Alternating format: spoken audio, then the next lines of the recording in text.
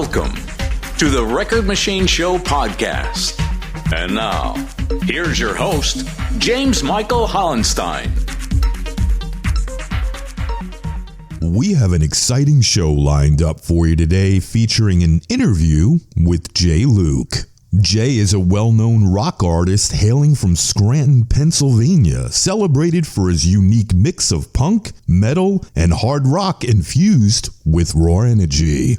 Recently, Jay won the Bronze Award for the USA Male Emerging Artist of the Year at the 2025 ISSA Awards held in Atlanta. He's released several full-length albums along with a number of standalone singles. Also, he has shared the stage with notable acts such as Metal Church, Duff McKagan from Guns N' Roses, W.A.S.P, To Die For, and even Joey Belladonna from Anthrax. Jay's performances showcase his remarkable talent and commitment to the rock genre, establishing him as a key player in today's rock scene. But before we dive into the interview, let's take a moment to listen to one of his tracks. This one's titled Tornado of Mistakes.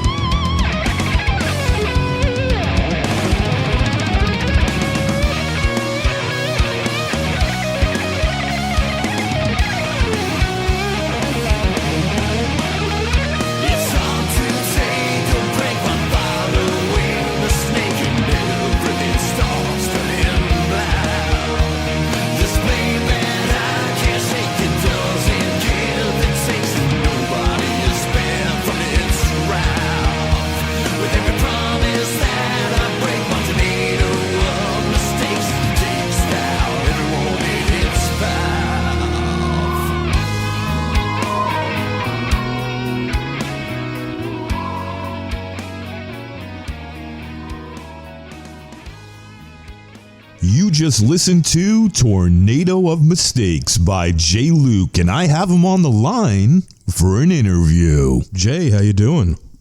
Hey, James, what's up? Not much, buddy. Just enjoying my Sunday. How about yourself? Yeah, same. I just got my coffee. I'm ready to kick ass in the day. Did you gig out last night? I did, yeah. I had a gig Friday and Saturday. Nice. Where'd you play last night? Last night at a place called the Chestnut Street Tavern. It's in Dunmore, Pennsylvania. That's where I'm located in Pennsylvania. Oh, cool. Were you born and raised there in Pennsylvania? Yeah, whole life. Kind of. I don't know if you've ever seen the television show. They call it The Office. Yeah. But where the show is based off of is where like my hometown is. So it's kind of like I always have to warn people that we're not as foolish as they make us out to be on TV. Yeah, that's pretty cool though. Yeah, I grew up in Bergen County, New Jersey, and I lived. And I lived in Jersey for most of my life, and then when I was 48, me and my wife moved down to North Myrtle Beach, and we've been here ever since. Wow. Yeah. What ignited your passion for music, and when did you start playing your instrument or singing? Well, I'm kind of a weird kid who was of an era where I grew up at the same time as MTV. Okay. So when that came out, my parents could have basically sat me in front of the TV and went off to a different country, and I don't think I would have moved. I absorbed everything like a sponge, and after seeing so many things, I just eventually said, God, I'd like to really get a guitar. And I remember my mom and dad were like, well, we'll get you some lessons. And when I went for the lesson, they wanted to teach me Happy Birthday, the song. And I was like so into wanting to learn how to play like Van Halen, and I was like, this is not going to work. Yeah. So after a brief thing there, then I moved on to drums briefly, and I can't really remember what kind of like fizzled out with that, but it was probably from then till I was around 14, and I decided to pick up the guitar again and learn on my own. Mm-hmm. And after that, I basically just kind of, never stopped. That was where I really had my passion came when I picked it up at 14 and said, I'm just going to figure this out on my own. Mm-hmm. It was kind of a haphazard way to teach yourself, but it worked, the way I did it. And I'm still learning to this day, like you can't really say everything about, right. Anything in general. The final statements are kind of dangerous to make. Yeah. But, I learned that's the end of my teenage years, and then got very good towards the end of them, like around 20, 21. So when you said you learned how to play, was that all self-taught? You don't read and write music, or you do? I was self-taught, and I know how to read certain things, but I am, you're not going to put me on an orchestra line or anything. Right. I know enough to, kind of get by or whatnot. And, and absolutely like enough to write my own music. So that seems to be no problem. And that's kind of the goal anyways. Right. Who were some of the first musicians that influenced you in your early years, would you say? Okay. Well, we're talking about the MTV time, so probably Edward Van Halen. As far as guitar playing goes, the band Kiss, I was enamored by. I was so interested in them when I was a kid. Who was your favorite? Ace Frehley, probably. Yeah, he was cool. Kiss. And the classic stuff, Led Zeppelin and Rolling Stones, things like that. Yeah, I loved Eddie Van Halen. I thought he was the greatest. Yeah, it's still to this day, I think he was probably always be the greatest. Yeah. When I was younger, I wanted to learn how to play guitar too. And when I went to, my mother took me to this music store in Bergenfield, and the guy suggested, you got to learn how to play on an acoustic. And I didn't want to. I wanted to. So I got this electric guitar, and I started taking lessons, and like you, kind of similar story. They were teaching me all the songs that I didn't want to learn how to play. And when I look back on it now, I realize why they were trying to teach me that. You know, it's almost like the Karate Kid when Mr. Miyagi is teaching Daniel. You know, he's showing him how to wax the floor and 100%. Paint the fence. It's kind of similar situation. They want you to learn by doing these, these songs that you're like, these are lame. Why am I doing this? I want to be a rock star. But they're basically painting a picture for you, like you got to start from here to get to where you want to be, like playing that Van Halen song. Yeah, it's like your own, your I don't know how you would say it, like your own kind of ignorance at the time, because you're like, just, so I got to do this kind of thing. Right. And you're 100% right with the Karate Kid analogy. Yeah, because there was a reason why Mr. Miyagi was making him do all those things. It wasn't because he was lazy and he wanted someone to do all the work for him. That's right. But, when you're a kid, you don't get that. And I didn't get it. And I wound up like hating the guitar lessons because I wasn't understanding why he was doing that. And I wound up quitting and I never played again. I wound up becoming a DJ instead.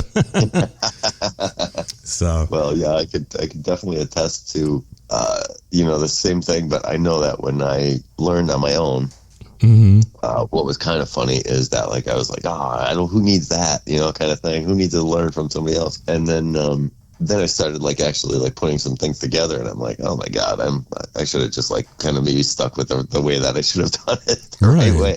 Yeah, well, we're kids, we're stubborn. We don't want to. I guess we want to sort of like take the easy way out, just to get to where we want to be quickly. You know what I mean? And I'm sure you know this now. Hard work does pay off. And if you don't put the work in, you're not going to succeed. So.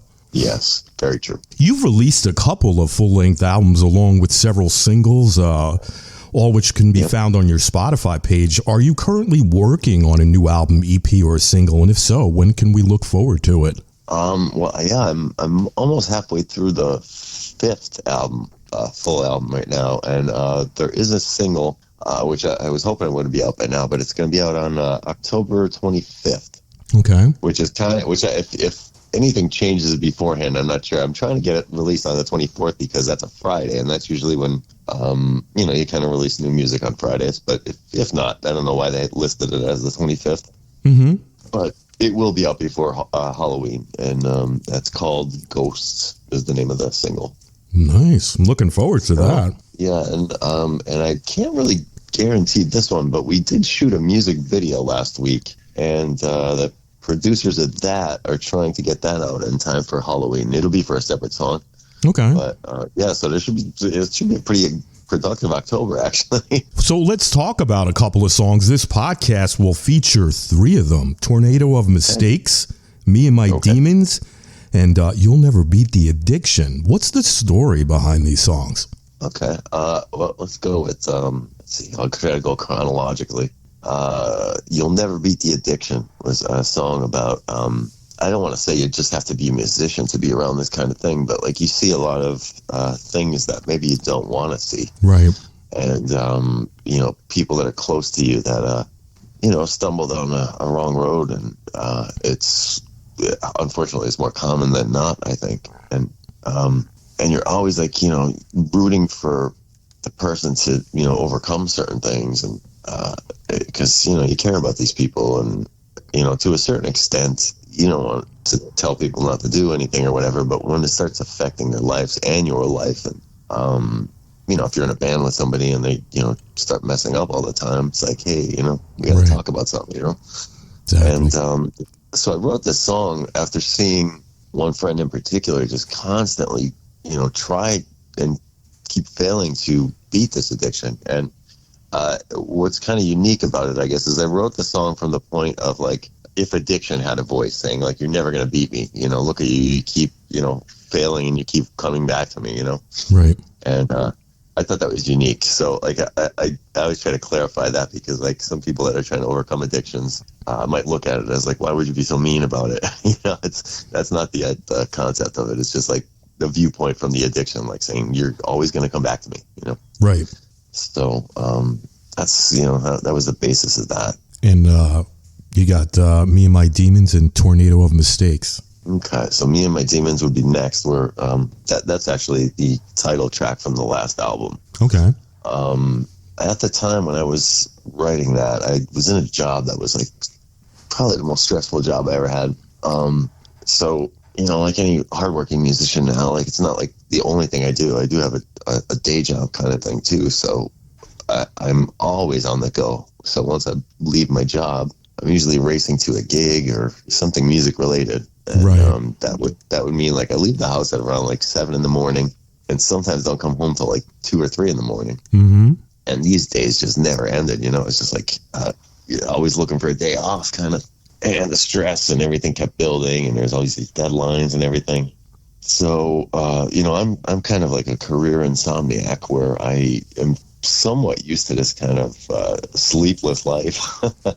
And I always say, like, you know, I come home at like 2 or 3 in, and, you know, you would think that you'd just be able to like just come right home and go to sleep, but you can't. There's this like weird thing where you can't turn your brain off. Right. And that hour or 2 hours or whatever time it is, I have to try to get myself together. I call that I'm sitting Me and My Demons, you know. Right, makes sense. So it's like, yeah, I feel like really the basis of that song was there's a film with the actor Vincent Price where he was, I don't know, he had a devil on his shoulder, and he looked on the other shoulder and another devil appeared. Right. And I was like, oh my God, that's such a great like visual. So that's kind of where a lot of it came from, I think, that visual cue. I was like, oh my God, I feel like they're all over me, you know, in that hour. And finally, the last track, which is the newest one, Tornado of Mistakes, it somewhat documents being a person that's real goal-oriented. Like, you know, me, I want to, you know, do a ton of things with music. And I have a tunnel vision of some sort where it's like I'm aiming at the goal all the time. And that is a good trait. But bad thing about that is that with your tunnel vision, you miss so much that's around you on the left and right behind you. Right. You know, like relationships suffer, my family and certain things like that. And it just kind of makes you realize you need a good balance, you know, and not to, you know, it's good to obviously have goals, but, you know, you pay attention to what's around you sometimes too. So it's not really how you look at it, you know, like you might talk to somebody and they'll say like, oh, you just got to stick with the goal. I mean, I've been that guy my whole life, and I'm just trying to, you know, broaden my vision a little bit with the, not letting my girlfriend suffer or my sister or something like that, you know, because where's Jay? You should be at this birthday party or, you know, stuff like that, you know. Right. Totally makes sense. Now that we've listened to the stories behind the songs, let's take a moment to relax and enjoy the track Me and My Demons.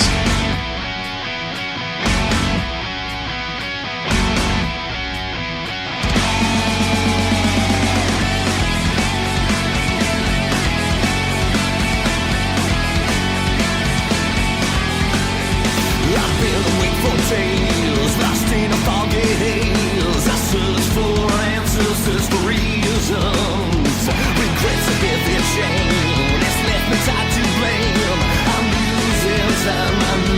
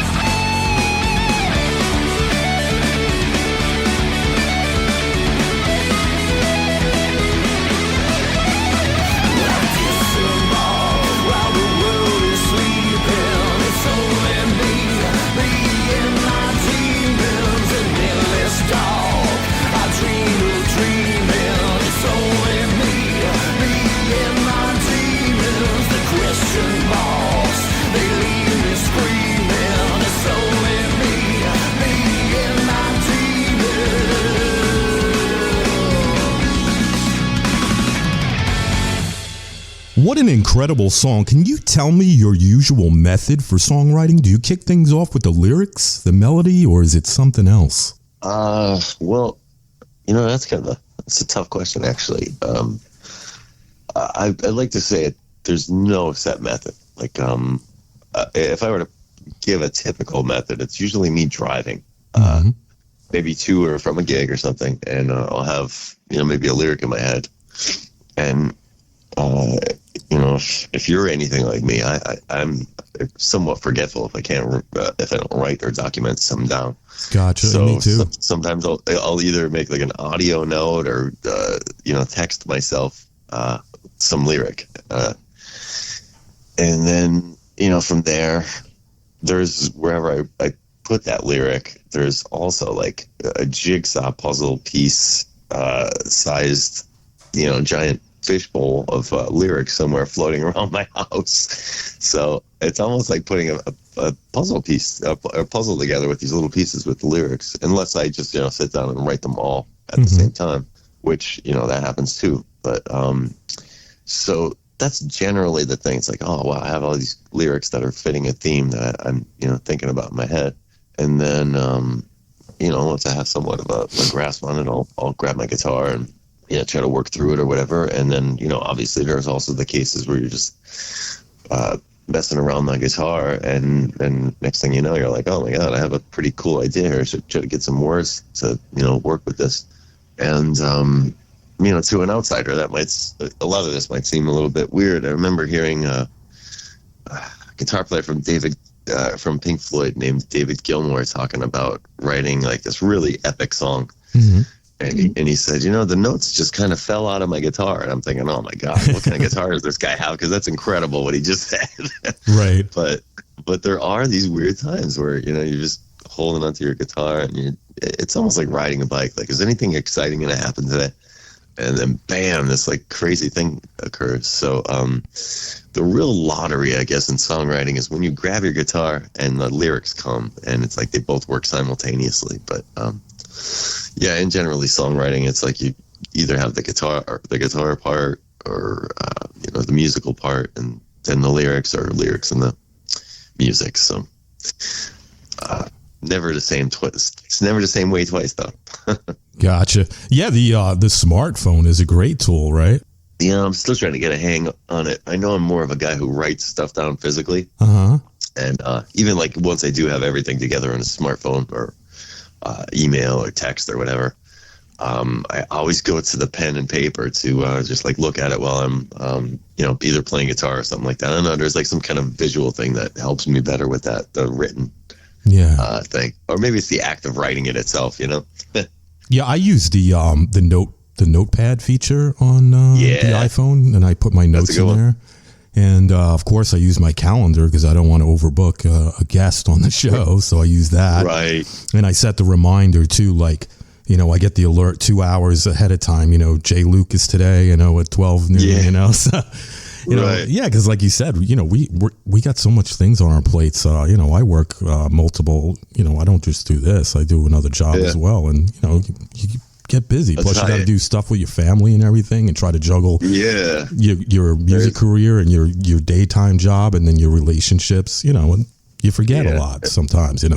I'll tell you what's very funny though is keeping the unfortunate thing about being a musician, I mean, unless you're very privileged or very lucky, is like you kind of have to do everything on your own. Like you're your own manager, you're your own bouncer, and you're a merchandise person, all of these things that, like, typically you should have an army of these, like, different personnel. Right. So, certain things can slip through the cracks every now and then. And like you just said about like booking, I book all my own shows, but there was one, I think it was fairly recently, it might not have been last week, but these shows that I have, like, since the pandemic, they've gotten shorter. It always used to be 10 at night till 2 in the morning. That was like the standard. And, the pandemic came around and shows were usually from like 7 to 10, or they got shorter and earlier, which I have no problem with. That's actually better for me. Right. But the 4-hour shows still exist, and they're tough. They were never tough before, but after not having to do them, it's like, oh man, these are a little tougher than I expected. So they do come around, and I remember having one coming up on the weekend, and I was like, well, it's at this casino, and it's 4 hours. I can handle that. Mm-hmm. And this guy, kind of like you did earlier today, saying like, are you ready? And I'm like, what's this guy talking about? He's like, oh, don't forget you have a show today. And I'm like, oh my God, that's another 4 hour show. So I had to play 8 hours not too long ago in one day, and that was brutal. That was so brutal because I forgot about it. Like that, it was cool because the time didn't overlap the other one. Uh-huh. But it wasn't cool that it was almost like simultaneously right in a row, Yeah, you got to use that calendar on your smartphone, man. Yeah, I don't know how that was. Just I thought I wrote it down, and I don't know where the hell it went. Yeah, I do. Once I book somebody, through email, I go right to my smartphone. I find the date. I put who I'm having on, the time, and then I set it for 2 alerts, first one 2 hours before, and then the second one 30 minutes before, so I don't forget. Yeah, I got to fire my booking guy. Yeah. That would be yourself, right? I know. Yeah, I'm kidding. It's funny. Just a few weeks back, you were a finalist at the 2025 ISSA Music Awards in Atlanta for USA Male Emerging Artist of the Year, and you won the bronze. How was that experience for you? Oh, man, that was... I almost can't even put it into words. It was so bizarre. It was so cool. I've been part of the group for a while, and every year these awards come around, and you have to get your votes and all this and that. And this year was the first year where I made it to finals, and I said, I kind of always said, if I make it to finals, I think I'm really going to go to Georgia, because I almost didn't see the point. If not, why would I be going if there's nothing to look forward to in some regard. Right. And so, first day I went there, kind of met a whole bunch of other people, and it was almost right from that first day where I said, wow, what a great vibe this is, because doing the gigs and everything I do where I'm from here in Pennsylvania, there's not a lot of other people that are as focused and like-minded and, have similar, experiences and stuff that we're going through. So it was really, cool to get around people like that. And once, the first day was completed, I was like, hopefully this kind of vibe keeps going. And then there was those summits they had where you were kind of learning things the next day. Mm-hmm. So yeah, everything leading up to it was cool, and then here comes the the award show and red carpet stuff and all of that. But getting in there, I forget how many awards were beforehand. I think there was 3 or 4, but there were no musicians. So the first category that was a musician related category was the one that I was up for. So I'm thinking I wonder how long they talk, just in case I have to go out there, and how does this work? Mm-hmm. So as soon as they mentioned the category, bronze is up first, and then bam, I see this big picture of me on the screen of my song. I'm like, oh my God. So it's oh geez, well, I don't know what I'm going to say here. I kind of had a loose plan, but I don't know how long to say it. But It was just awesome, though. Yeah, just the coolest. I'm so grateful for that organization and Tammany Dove and everybody that I got to meet. They're just such great people. Yeah, it was similar situation for me too. I've never actually submitted anything before. Right. This year, and I said, what the hell, I'll just give it a shot. And then we got the nomination, then I went to the finals, and then I had the same thing. I was like, well, if I'm a finalist, I'm gonna go. Right. Yeah. So me and my wife, we booked the trip and stuff, and I was like, you know what, even if I don't win, I feel like I won already anyway, because that's how I felt. I agree totally. And just to go there and actually shake the hands and, get hugs from people that I've had on the show before, and then meet people that I've never met before, that was just worth it in itself, Uh-huh. So, it was cool, getting to meet, guys like you and Andy Smith, and I got to meet Wolf Milestone in person, because he's a great guy, and he's a cool dude. I had him on the show 3 years ago. And we hit it off real great and stuff like that. So to actually meet him in person, and then, Andrew Dean and I got to meet Linda Marks and Bertie Nichols. I mean, it was a fun time. I really enjoyed it. Right, there was something I learned very much about myself, is that like I was going there going, I don't know, I'm kind of like, a rock guy, and like I just feel like I'm going to be going into a country music vibe. And like, what am I going to have in common with these people, kind of, and then I get there, and man, I couldn't have been more wrong, just in everything. Like, they were just so welcoming, and I remember, I think I talked to Andrew Dean. Yeah, he's great. And he said, man, we expected you to be a lot more intense. So it was funny, like, you had your concept about those people, and they're looking at you at the same way, so I'm glad that we got to shatter that myth, kind of. Yeah. Funny.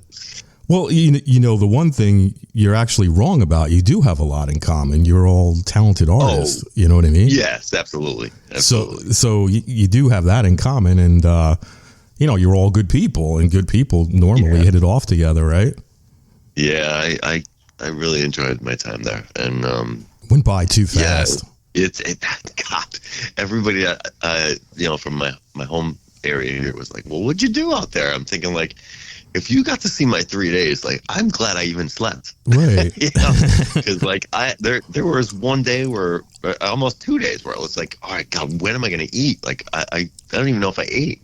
Right. There was just stuff going on nonstop. So it was talking to God, I forget what he won, but his name is Trenton Chandler. I met him like award night at the after party, and we were texting each other, and on the way, what would be that Sunday, I was getting ready to go home, and he's like, oh man, I'll tell you what you got to do, you always got to stay the extra day to catch your brain up.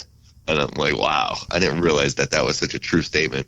That last day, like, you're rushing, and it's like, I wish I could have just sat at the pool or something like that. Yeah, my wife and I, we went home on Monday. Oh, wow, lucky. But we didn't get there till Friday. We left Friday morning, and we got there. The flight was only about an hour and a half or so. So we were there, probably before like 9:30 in the morning, Yeah. And then we just kind of spent the day, doing stuff around the neighborhood. And then we checked in the hotel. I think it was like around 12:30, 1 o'clock. And, got ready for the pre-party. We did that. And then we did the carpet, and then the award show, and then the after party. And then the next day we kind of just went around town by ourselves and just did our own thing. And then we went home Monday. Yeah. That's the thing I didn't get to do. I didn't really get to explore much of the Atlanta area, but there's always next time. Are you planning on going next year, or? It's tough to not want to, regardless. But I figure put out some music, some videos, whatever I can do. Yeah, maybe I'll get into some more categories. Well, you got that new song coming out and the new album, so I'm sure I think the new submissions start in January, I believe. I think so, yeah. And I mean, my ultimate goal is actually to get that new album out, but before then, there'll definitely be a video and a single, maybe more. So we'll see what happens, Awesome. Over the last few years, you've had the opportunity to perform alongside Metal Church, Duff from Guns N' Roses, W.A.S.P. to Die For, even Joey Belladonna from Anthrax. What is it like to share this stage with such rock legends? Double-edged sword, I think. I never understood that statement of don't meet your hero sometimes, and because it does shatter a lot of things, and I'm not going to name no names, but I will say the good is that Duff McKagan from Guns N' Roses, who at one time or another was in the biggest band in the world, right? He was so nice and so down to earth, and that taught me a lot. It was like, wow, if you could be humble after being in a band that's like the biggest band in the world, and you got stuff figured out pretty good, and he was really nice, and I'm not even the kind of person who gets starstruck, but that was one for me. I'm like, oh my God, I looked up to this guy so much, and I'm also in my head saying, like, please don't be a jerk, right? And he was just so nice, and and then on the opposite end, and people who were of way less fame that I liked and got a chance to play with. oh my God, huge jerks and attitude and, all this stuff. And it's like, oh God, I wish I didn't meet this person. So much so that like, there was one artist in particular that influenced me so much. And when, it came time to play with them, it just was, I couldn't believe the attitude of the artist in them. And it took me a really long time to come back to listen to the artist's music because it meant so much to me, the music itself, not the person. After a while, like that whole thing, the spell was, diminished or whatever. Right. But it did teach me a lot. Like, you learn what not to do and how not to be. And you also learn too, like you get so deep with music, like, sometimes I equate the artist so much with the art, that like separating the two is hard, but ultimately it is the music, and sometimes terrible people make great music. Right. That's just an unfortunate thing, like just like terrible actor or terrible people make great actors or stuff like that, so it's a tough thing to kind of like have your brain go through that like weird thing. But I learned a lot, and I learned what to do, what not to do, little tips and kind of like little friendships that are important as well, Right. Do you have any shows coming up that you want to mention? I'm the person who has like usually 2 shows a week around my hometown here. Okay. And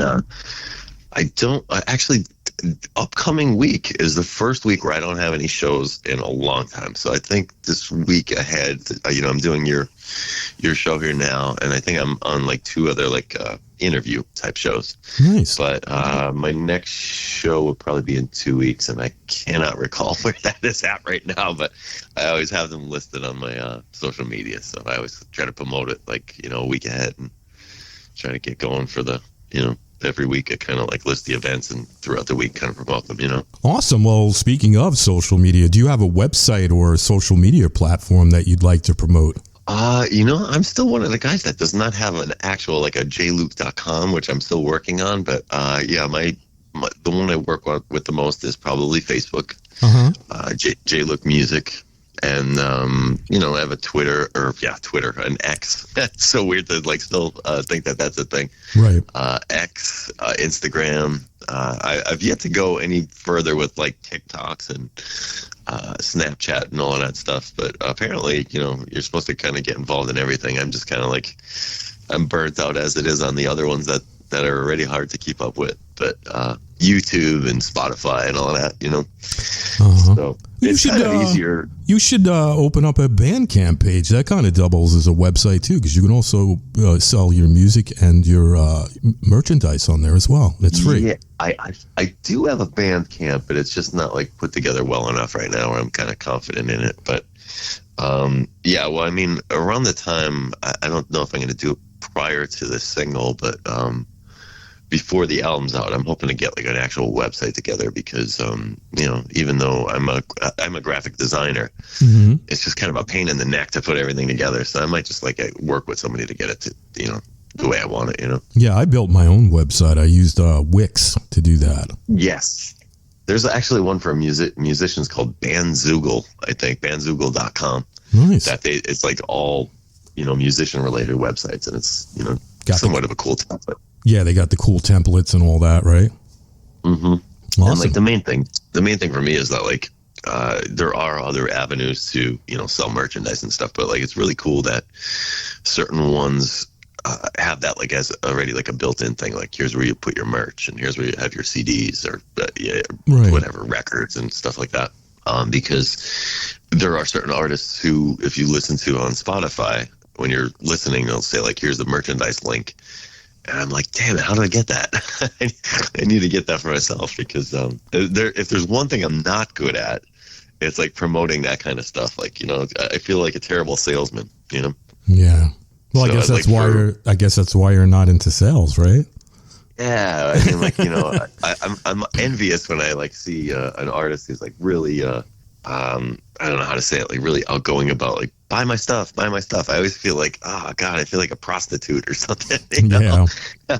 There was locally here, I used to host an open mic night for a long time, and a lot of the hip hop and rap artists, they during their songs would like promote their stuff. Like I've never heard any artists who would like say their own name so many times during a song. And it's like, I would hate myself if I did that. I just can't imagine being like that kind of a person. So I guess I'm more the person where I'd rather my music speak for me rather than me speak for my music. You know what I mean? Right. Let the music do the talking for you, right? Yes, that's it. Because I feel like, I don't know, there's something about someone hearing you and coming to you about it versus you going stuffing it down their throat. You know what I mean? Because I don't know. That's just my personal opinion, but sometimes it comes off as cheap, I think, you know? Yeah.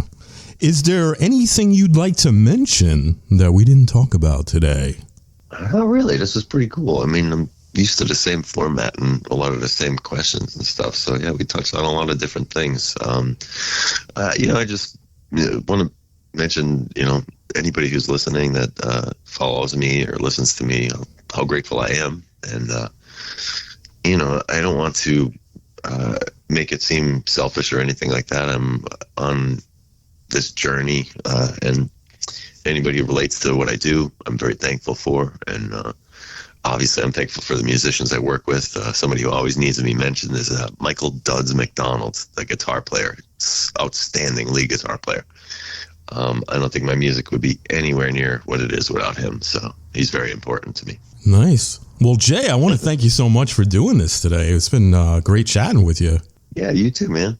And it was a pleasure meeting you in Atlanta this August. Yeah. And maybe we'll meet again at this year. Yeah, next year's one. I think we met at the pre-party, I think, and I was like, I think that's James Michael over there. So I'm intending to go for sure. So hopefully the stars align again, and we'll do it all again.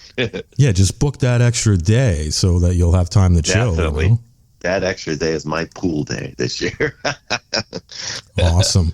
Well, Jay, let's stay in touch when that new single comes out. I'm looking forward to hearing it, and also looking to see that video when it comes out as well. Yeah, man, for sure. I will definitely keep you posted. All right, sounds good, brother. Will you enjoy the rest of your day, all right? You too, man. Have a good night. All right, you too. Later. Bye-bye. Big shout out to Jay. Thanks for stopping in today, buddy. It was awesome hearing your story and your music. But before we wrap things up, let's take a moment to enjoy another one of his tracks. This one's titled, You'll Never Beat the Addiction.